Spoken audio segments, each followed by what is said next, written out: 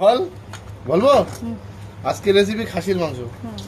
প্রথমে দিলাম মাংস, তারপরে দিলাম আদা বাটা, তারপর পেঁয়াজ কুচি, হালকা একটু নুন, স্বাদ মতো নুন,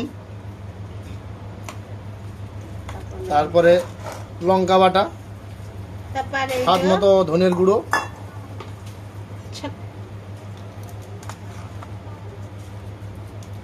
এই গেল ধনের গুঁড়ো, তারপরে জিরের গুঁড়ো,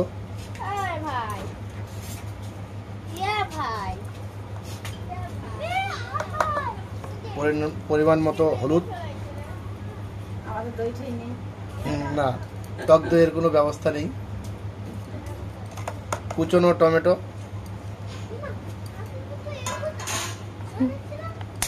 দেখি ফরচুনের সর্ষের তেল, ফরচুন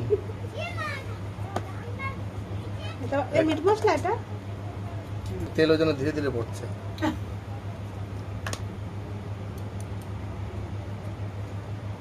এই দেখো তেল দেখো, ধীরে ধীরে না, ওই যে ঢাকনার সিস্টেম করা আছে, ঠান্ডা দিও না। কি একেবারে দেওয়া হচ্ছে? হ্যাঁ, এগুলো সব একবারে দেওয়া হচ্ছে, দিয়ে এবার ম্যারিনেট হবে। মাংসটাকে ভালো করে মাখিয়ে নিলাম।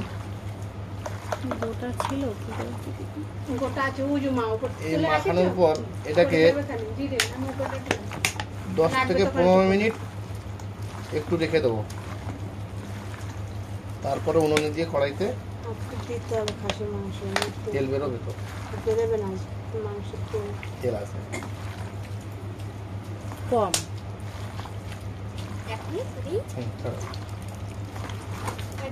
ভালো করে মাখিয়ে নিচ্ছি। খাসির মাংসের রেসিপি এতক্ষণ যা ছিল ম্যারিনেট করা হয়ে গেছে। দেওয়া হলো মাস্টার অয়েল, সর্ষের তেল, কটা শুকনো লঙ্কা, হ্যালো আমি রান্না করছি, কটা জিরে। কেরা কথা বলছে? পুচকির মা রান্না কথা বলছে। হ্যাঁ বলো, মেয়ে ধরেছিল দেশে আমার কাছে, বলো। তারপরে আলুটা ভাজার জন্য দেওয়া হলো আলুটা। বৃষ্টি পাচ্ছে এদিকে? আলুটাকে হালকা করে ভেজে নেওয়া হবে। বাড়ি এসে দিয়ে দেবে। এটা লাল লাল ঝাল ঝাল করে ভাজা হচ্ছে। এরপরে সেই ম্যারিনেট করা মাংসটাকে ঢেলে দেওয়া হবে। এই হলো ম্যারিনেট করা মাংসটা দেওয়া হলো।